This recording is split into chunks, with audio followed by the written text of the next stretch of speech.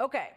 I kind of think that, to some degree, what we are seeing from Donald Trump right now is sort of what we expected. The strange obsessions and the constant bluster and the wild pronouncements, none of that is anything really that new. There was also the talk about taking over Greenland and Canada and the Panama Canal. There was the short-lived trade war with nothing to show for it. There was the decision just yesterday to strip security clearances from people he doesn't like. There was the third-person announcement that he's appointing himself chairman of the Kennedy Center. And I could go on and on and on, but I'm not going to. The point is, if you have been following Donald Trump for the last decade, and many of you I know have been, this is all very much what you might expect from a Trump 2.0. And I guess this continuation of the Trump show is, on some level, what a slight majority of the American people may have voted for. I don't know. But what you may not have bargained for, what they may not have bargained for, and I certainly didn't, is what I'm going to call Musk 1.0. I actually think it's safe to say people were not prepared for the way Trump has basically ceded his power. There's a reason Time Magazine's latest cover shows Musk sitting in the Oval Office behind the Resolute desk. And I'm just going to leave that up there for a second because why not? And because over the past few weeks, Elon Musk has elbowed his way into nearly every corner of the government, shuttering agencies, firing employees, gaining access to the sensitive personal data belonging to millions of Americans. In an interview that's going to air later today, Trump said he's not done yet. I'm going to tell him very soon, like maybe in 24 hours, to go check the Department of Education. He's going to find the same thing. Then I'm going to go to the military. Let's check the military. We're going to find billions, hundreds of billions of dollars of fraud and abuse. And, the people elected me on that. Did they really? Did the American people really elect you to let Elon Musk do what he's doing? Because it turns out the American people don't love it. A new poll out just this morning shows that just 23% of all Americans say they want Musk to have a lot of influence over government operations and spending. And boy, does he seem to have a lot of influence. And this dissatisfaction isn't just showing up in polls. It's also showing up in real life. We saw protests all across the country this week, and big ones here in Washington. Like this protest you can see on the screen from the country's largest federation of unions. When workers caught wind that Musk planned to show up at the Department of Labor on Wednesday, intending to shut it down, hundreds of people, you can see them there, gathered on the building steps, ready to meet him. Guess what? He never showed up. People are also lighting up the phone lines of congressional offices, many of them fed up with Elon Musk, what he's doing. Of course they are. Republican Senator Lisa Murkowski said the usual call volume coming into the Senate is about 40 calls a minute. But right now, it's 1,600 calls a minute. Independent Senator Angus King said he's been hearing from constituents constantly about Doge and Musk, and that his office can hardly pick up the phones fast enough. Democratic Senator Tina Smith put it like this: it's a deluge on Doge. According to the New York Times, an aide for Republican Senator John Curtis estimated that about 60% of the calls coming into his office were critical of Musk, while the other 40% concerned Trump's nominees. As the Times reports, Congresswoman Becca Balint has reassigned at least 6 additional staff members to keep up with a nonstop flood of calls about Doge's access to personal and private information. And listen, I can definitely see why someone might want to pick up the phone to ask about that. They should. So yeah, we are seeing dissatisfaction in the polls. We're seeing it in protests all across the country. And perhaps most importantly, we are seeing pushback in the courts. On Friday, a federal judge ordered the Trump administration to stop some aspects of its attempt to shut down USAID. And overnight on Friday, another federal judge temporarily blocked the Doge crew from accessing sensitive Treasury Department payment systems. And of course, Musk already seems to be suggesting he may defy that order. And a lot of this is happening in the courts and in the streets and in Congress because of Trump's decision to let Elon Musk do basically whatever he wants. Now, Trump, of course, isn't blameless in all this. I'm not suggesting that. He chose to empower Musk, and he's watching it all happen without objection. But right now, he's not really the main character. Heading into the new administration, we had this guiding light, at least I did, this core principle.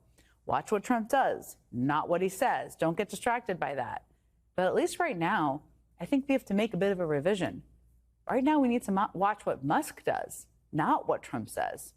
And what he's doing is genuinely concerning and alarming. But the good news is that everyone from the courts to the Congress to the American people are watching. And for the most part, they don't seem to like what they see. And joining me now is Democratic Senator Cory Booker of New Jersey. Okay, Senator, there is so much I want to get to with you, but I just want to start. I've been reflecting on the last couple of weeks, as I know you have been, and you've been very busy. I think Trump's approach so far this term aspects of it seem kind of predictable, but to me, what Elon Musk is doing right now isn't entirely what I anticipated. Has anything surprised you about his actions? I mean, I think what has surprised me is the complicity of my Republican colleagues who often have been champions of these ideas of privacy. This is Elon Musk, who is one of our biggest government contractors, one of our big military contractors, who now has unfettered access to the most personal information, from FEMA information about people's homes, houses, to medical information, information on the medicines people take, tax information, Social Security information. And get this, we are in a time of AI. People are saying, oh, it's just read-only. He can still scrape data, get pattern recognition, get predictive analytics, feed it into AI models, and what he can do is simply revolutionary by having access to the information. Its value on the open market, because other contractors would love to have this, is billions of dollars. There's no oversight, there's no checks, there's no transparency to what he's doing, and you hear crickets from Republicans. You hear silence. And so this is offensive to Americans. This is violative of values we hold sacrosanct, like our private personal information should not be for a very conflicted contractor. So this is one of these things that to me is astonishing. And we're going to continue to fight him in court because I think he is violating privacy, violating the law by having access to this kind of sensitive data. And it's something that we all as Americans should be shouting down and stopping. No question about it. And thank you for outlining exactly how it will impact people, because this is not just something that's happening within the walls of Washington. This is going to impact millions of people across the country. You just mentioned the fight in the courts, and there has been certainly some successes in pushing back on Musk in the courts. Over the weekend, there has been a couple of actions. But he tweeted last night, or retweeted a message last night, suggesting he should defy court orders. The Democrats, you've been very vocal, but the Democrats are in the minority in the Senate. You mentioned the Republicans have been quiet like crickets. What happens if he defies it? Well, then we really do have a constitutional crisis. It's where our separations of powers, our checks and balances, that he starts more and more, we're seeing this, wanting to be autocratic or dictatorial. We see this in other countries when a executive power starts to overreach their authority, and he is, by the way, doing things that are spelled out as Congress's duties. And then when the courts stop him, how we've settled things from the Reagan administration to the Obama administration, to defy court orders brings about a constitutional crisis. And so what Elon Musk is saying there is that we should not be a nation of three branches of government with checks and balances. We should be an authoritarian dictatorship, and that should scare everyone, because that's when democracies begin to unravel. We must check him. We must hold him up. We must stop them, and we must use every means necessary in a nonviolent way to do what is necessary to stop him from turning our democracy into what we're seeing in other governments like Russia's. We've seen some significant efforts to push back over the course. There's been protests across the country, here in Washington, D.C. as well. We've seen congressional Democrats push back. We watched your effort to hold the Senate floor overnight this week in opposition of Trump's OMB director, Russ Vought, who did eventually get through. But I know you said this morning that you guys are going to do whatever it takes. You just kind of reiterated that to stop Donald Trump. For people watching right now, what does that mean specifically? What does that look like? What specific things can they look out for? Yeah, well, let me just give a nod to the fact that elections matter. if we had picked up one more Senate seat, for example, 20,000 votes in Pennsylvania, we could have stopped Hegseth from being, because remember, 3 Republicans went. So every congressional seat, every Senate seat, people don't think it at the time. That's the time we really need people to leaning in, because the consequences for that we're seeing right now. We do not control the House, and we're in a minority in the Senate, and we don't control the White House. That gives them tremendous power, even within the bounds of how our democracy is supposed to work. But that does not mean we are powerless, that we don't have agency. Democrats are going to fight in 4 ways. One is in the courts. We've discussed that already. Over 42 cases have been filed. We've won over a dozen of them already, and we're going to continue to fight him in the courts. The next 2 ways are legislatively and using our oversight power. Senators do have power in the forms of our procedure and our oversight to just slow things down, to force people to take a look at it. Kash Patel's a great example. Just by postponing his floor vote over a week, we've seen more information coming out, like him receiving thousands and thousands of dollars from a Russian-implicated news agency that literally he took money from, that has done other documentaries that are pro-Putin and more. And so that's very important for us to be able to slow things down, get a deeper look, to be able to provide oversight. But the last thing that we have to do, the 4th bucket, that's not only something that we have an obligation to do, but every American does, is to shine a light, to elevate, to communicate, to talk about what's going. I am very happy this last week that Democratic senators have had millions of more engagement with their content online, that it's exposing what the Trump administration is doing. And why do I know this works? Well, the collective voice of outrage during his first administration stopped him from pulling down the Affordable Care Act and people's health care, people with pre-existing conditions and others. And I know it works this time because just 2 weeks ago, when Donald Trump froze federal spending to programs like ones that give funding for our police officers and our firefighters, or suicide prevention hotlines, or feeding programs for our elderly, there was such a public outrage and so much content was elevated online that the Trump administration stopped in their tracks, and then the law kicked in and we were able to get an injunction against him doing that. All of the buckets of our work in coordination to be a bulwark against what he's going to do. But I return to where I started. They won multiple elections and they have a lot more authority, but that does not mean we are powerless, that we don't have agency, and most importantly, all of us, especially us elected, but all of us have a responsibility in this time and this climate to speak up, to stand up, to be activists against these kind of illegal actions of the Trump administration. Senator Cory Booker, always a pleasure talking to you. Thank you so much for joining me.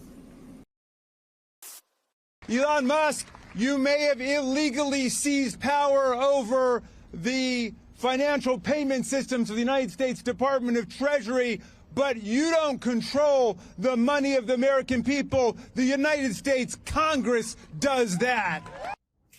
Our next guest, Democratic Congressman Jamie Raskin of Maryland, says he has a new legal theory for how Americans can sue Elon Musk. Congressman Raskin joins us now. Welcome, Congressman. I'm loving this theory. It's very interesting take. Explain it to us, how citizens can sue Elon Musk and Doge, and how 18 U.S. Code 1030 can be applied. So the first thing to understand, Michael, is we are winning in the courts. And people need to understand that. Judge Gia Cobb in the district court in the District of Columbia just halted their efforts to out thousands, I think 6,000 FBI agents across the country for their involvement in prosecuting January 6th. Judge Kolar Catelli shut down the raid on the Treasury Department. And so the courts are doing their job. I've been at rallies all week because, you know, a rally a day keeps the fascists away. But it was bugging me that these guys, Elon Musk's, midnight fascist crew of teenagers and 20-somethings, have been able to access everybody's computer data in the country. And that's why a lot of the courts are getting involved. But it was killing me because I wanted to spend some time with the statutes. And so this weekend, I've been looking in the statutes, and one of them, which is getting to be in contest now, is called the Computer Fraud and Abuse Act of 1986. It was actually pushed by Ronald Reagan, who at Camp David had seen the movie War Games and got very concerned about the security of government computers. And he, with Congress, pushed for a statute to make it a crime to on an unauthorized basis to obtain other people's information and then distribute it. And there have been tons of criminal prosecutions on that. But if you read the statute, there's also a private right of action. So if you are a citizen, and you can integrate this with taxpayer privacy data statutes, if you are a citizen whose private data has been compromised through a breach of government computers, you can actually sue for damages. So what I'm thinking about, and talking to my friends at Democracy Defenders and other lawyers about, is could there be a nationwide class action lawsuit to follow up on last week's victories against Musk, against the Trump administration for this breach in computer security and the data of all American taxpayers? It could be a class action suit on behalf of all Americans. If the Proud Boys and the Oath Keepers want to opt out and they don't want their part of the money for the contamination of their data, fine, they can opt out. But really, it's a suit on behalf of everybody, because that's our information. Right. It doesn't belong to Elon Musk or his little midnight crew. It belongs to the people, and the government has to hold it in trust. Now, there's specific statutes which say that information can only be accessed for tax purposes, for the purposes of the Internal Revenue System, and for no other purposes. What are they using that information for? Can I just say, Congressman Chairman, I made a decision not to go to law school, and somehow you have me reading U.S. code on a Sunday morning. It's a good day when you do that. Thank you. Thank you for the free education. I mean, what's interesting to me is the Nobody Elected Elon Musk Act that you and your colleagues are putting forward. It's one of several pieces of legislation promoted by Democrats to try to hold Elon Musk accountable. Here's the question. Have any of your Republican colleagues showed any interest in joining you in this effort toward accountability? No, at this point, they're either, out there cheerleading for Elon Musk, or more and more of them are getting real quiet because they see the public does not like this. The public does not like the idea that a guy who would not even be constitutionally eligible to run for president is acting as president, a guy who, if he were president, would be impeached immediately because he's taking billions of dollars in foreign government emoluments from all over the world. And some people have actually been talking about impeaching President Elon Musk right now, on the theory that he's usurped the powers of the presidency. So I think a lot of the Republicans are just going to wait and see which way this goes. You know that there are a lot of very right-wing MAGA Republicans like Steve Bannon who are completely opposed to Elon Musk and what he's doing. Bannon has called him a truly evil person, and Laura Loomer has warned of what they're trying to do in terms of creating a techno-state monarch in the new century. Obviously, Elon Musk has much bigger plans than Donald Trump, who, we know just wants to become the richest person in the world and get all the attention. But Elon Musk would really like to completely overthrow our system of government and move us into some kind of techno monarchy under the geniuses of Silicon Valley. I find it fascinating that in all of this, no one's really leveled up the fact, you just touched on it, Congressman, that Elon Musk is a government contractor, right? Spending billions of dollars. It's billions of dollars of government 18 plus individual contracts with the U.S. government. Why aren't we exposing those people? What's in those contracts? Because DOJ is not going to look at those contracts. Yeah. Well, so why doesn't Congress say, look, okay, Mr. Musk, we want to call you in to have a conversation about your contracts, because you are a federal contractor. You can be a special purpose, whatever. In other words, how does Congress deal with someone like Musk, who, as you noted, is using the White House, the authority given to him by Donald Trump? It all flows back to Trump, by the way. But he's using that to push out and basically dismantle our government. And it's seemingly he's getting away with it. And Congress is kind of like, well. No, he's not getting away with it. I mean, he is getting brought down, cut down the size every day in court, whether it's at the Treasury Department, FBI, with the Department of Justice.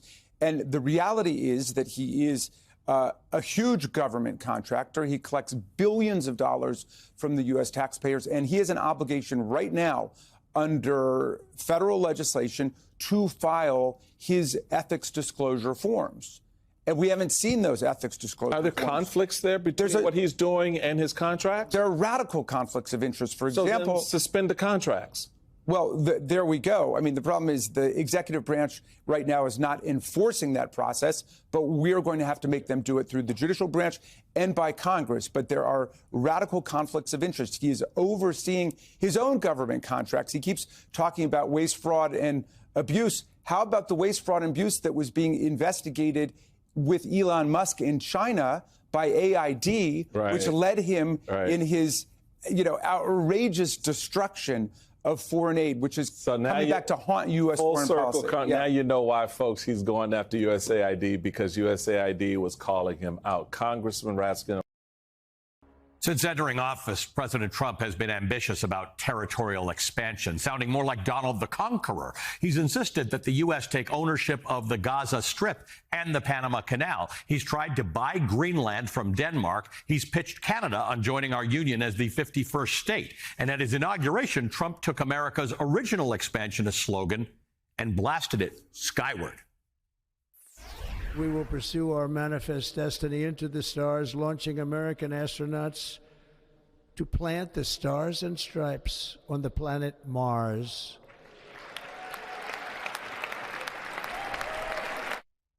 We've been unable to secure comment on this from any Martians. American history has seen the country grow in size and Betsy Ross's flag grow in stars, but Trump's ideas ebb between delusions of grandeur and old-fashioned gunboat diplomacy. There was Trump's announcement that the U.S. would, quote, own Gaza, sending Palestinians to neighboring countries and establishing a, quote, Middle East Riviera. With literally no specifics laid out by the White House as to how exactly this would happen, the idea has received bipartisan and international condemnation as logistically impossible. Trump has also set his sights on, quote, seizing back the Panama Canal, which was signed over to Panama by Jimmy Carter in 1977. Trump has erroneously claimed that China is running the canal, which is actually operated by an independent authority in Panama. A subsidiary of a Hong Kong company runs two of the canal's ports, but does not control access to the canal. Trump has also floated the idea of purchasing Greenland from Denmark, a concept that, while not new in the grand scheme of American history, stands firmly against the interests of the people of Greenland, whose prime minister has said bluntly, quote, we want to be Greenlanders. And then there's Canada, the second largest country by landmass on the planet, my home country. I can't speak for Panamanians or Greenlanders, but I do have a suggestion for my fellow Canucks on this. Donald Trump has offered Canada the chance to become the 51st state. And I say, why stop there? Bear with me while I do a little math. Canada has 41 million people. They live in 10 provinces, which are like states, and 3 territories, which are like territories. So if Canada were to become America, some changes would be in order. First of all, Congress would have to grow. That would mean Canada, as part of the new America, would net at least 54 seats in the House of Representatives. For context, the 20 states with the smallest populations have just 46 House seats between all of them. But here's problem number one. This little thing called the Reapportionment Act of 1929 mandates that the U.S. House is no bigger than 435 members. So if you did the math, combining Canada's population with America's and dividing it by 435, Canada would net 47 seats, and those seats would be taken away from states all over the country. Who's going to tell all of those voters that Trump gave their congressional representation to a guy in Saskatchewan? And that's the House of Representatives. What about the Senate? Trump is only offering that Canada become one state with 2 senators. Canadian provinces, like American states, compete with one another. They aren't going to be all that interested in snuggling up into one state. Each province would have to be its own state. Hence, Canada wouldn't be the 51st state. It would be states 51 through 60 at the very least. And if it were 10 states, Canada would have 20 senators.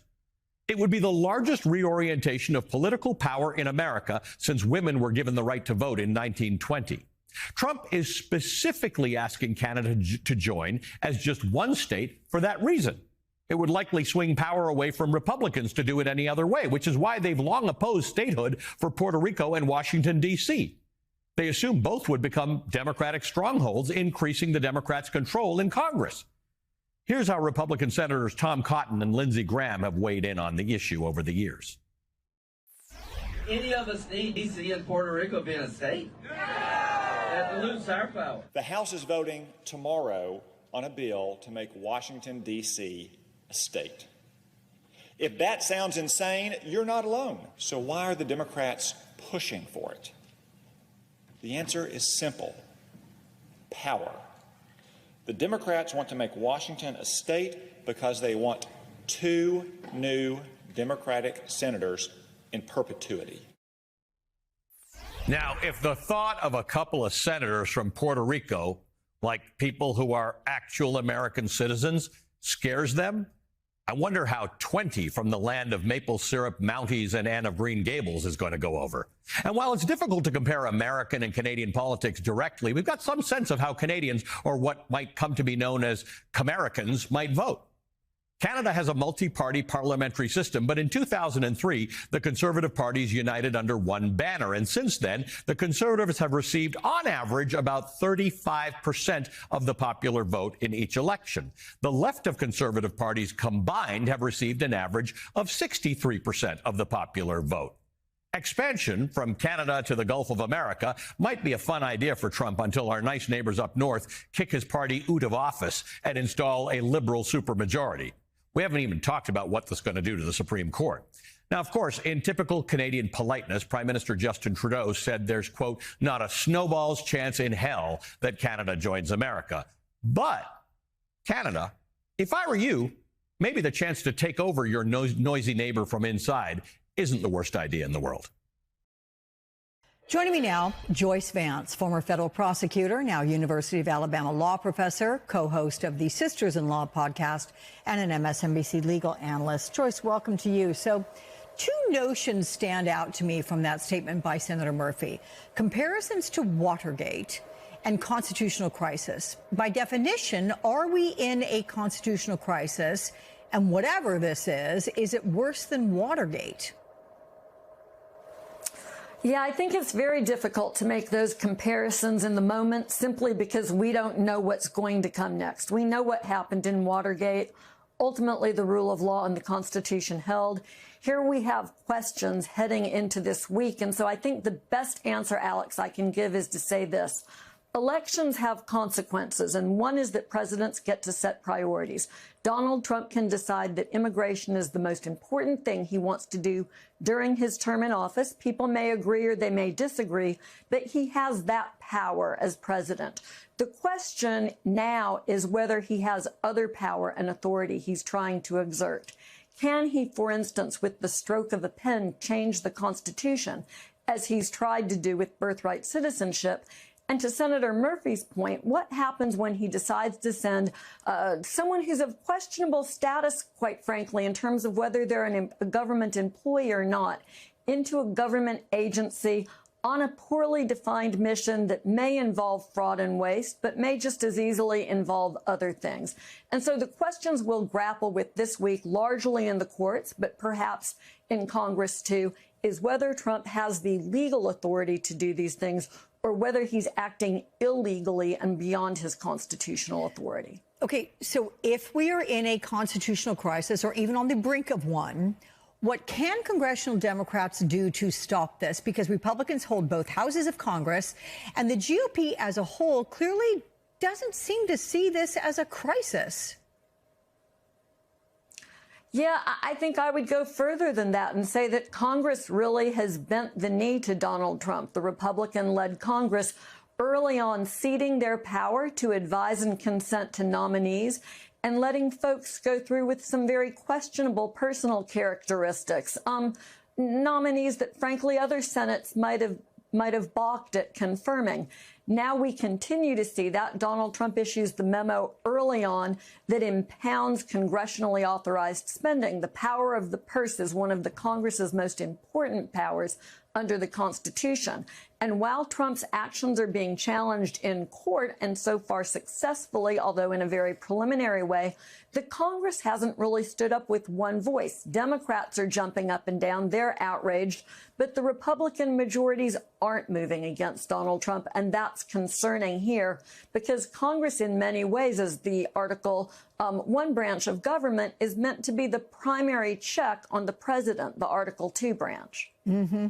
So after a federal judge yesterday temporarily blocked Elon Musk and Doge staffers from accessing Treasury Department payment systems, Vice President Vance posted on X today that, quote, judges aren't allowed to control the executive's legitimate power. What do you make of his logic, Joyce? Well, look, the vice president is a trained and well-educated lawyer. He knows that there is decades, really centuries at this point, of precedent that makes it very clear that the courts can look at the executive, the president's exercise of power. Just like the Supreme Court said during the Korean War that President Truman didn't have the power to seize steel mills, the questions that these cases that are being filed against the Trump administration raise is what are the extent of presidential powers? That's well within the court's province to decide. And frankly, the vice president's comments here are very transactional because in other situations, he has questioned the ability of the president to act and whether or not the courts should rein that in. This has to be more than just a question of who's in power, who's in the Oval Office at any given moment in time. There has to be a principled rule of law approach to the powers of the presidency. That's not what we're seeing from Republican critics of the lawsuits being filed against Donald Trump right now. Let me ask you quickly about Attorney General Pam Bondi in her first week. What action or actions have you most concerned about the direction she's taking? Well, she put 14 memos in place on her first day in office, radically altering priorities and the course of the Justice Department. There's a lot to be concerned about. Something that jumped out at me, Alex, was the end to one of the kleptocracy task forces that had been very successful in holding Russia and Russia-aligned interests to account for violating sanctions that were imposed against them over Ukraine. But it is a very long list. I think we'll be discussing them all in the coming weeks. Okay, I'm glad you're around to do that with us. Thank you, Joyce Vance. Welcome back to the weekend. With Donald Trump's approval, unelected billionaire Elon Musk is taking a sledgehammer to the federal government. News reports that secrecy is becoming a defining trait of Musk's Doge. Another defining trait? Its trail of destruction. With sensitive government data compromised, life-saving humanitarian aid now paused, and thousands of federal jobs on the line. Since the chaos erupted, at least one Democrat ditched the Congressional Doge Caucus because of Musk's actions. And Democrats on the House Oversight Committee are now demanding transparency. Joining us now, Democratic Congressman Ro Khanna, who represents Silicon Valley in California. He's known Elon Musk for nearly 15 years and serves on the House Oversight Committee. Welcome, Congressman. Congressman, thank you for being here. So NBC News has reporting that secrecy is becoming a defining trait of Elon Musk's Doge more than 2 weeks after Donald Trump signed a 660-word executive order that established Doge. Confusion about it persists. 3 fellow employees said that a lack of transparency about Doge exists at their agency. Another current employee who has been handling Doge requests says Musk's team is zeroing in on data. It is very focused on data. They want the data. Why do you think they want the data or the data? Well, they want to unilaterally make decisions to stop payments that they think are wrong. And here's the thing. I was pretty reasonable about this. When Elon first was appointed to be head of Doge, I said if he has ideas for cuts in the Pentagon budget, he should come to Congress. In fact, I took some criticism from my own party, as did Senator Warren and Senator Bernie Sanders. But what I've said to him is, OK, if you actually have a spotlight of transparency, that you think that there is waste or fraud, then come to Congress and expose it. Don't do this in secrecy, and you don't get to make the decisions. It's Congress that gets to make the decisions. And that's where I think he has lost the plot, and really has raised alarm, not just with Democrats, but a lot of independents and Republicans. I just want to clarify something that happened this week. There was a procedural vote in the Oversight Committee about wanting to subpoena Musk. You had missed the vote. If they were to recall the vote with proper notice, would you vote to subpoena Musk? Absolutely. And I made that clear. There were 8 of us who missed it. It was a quick vote.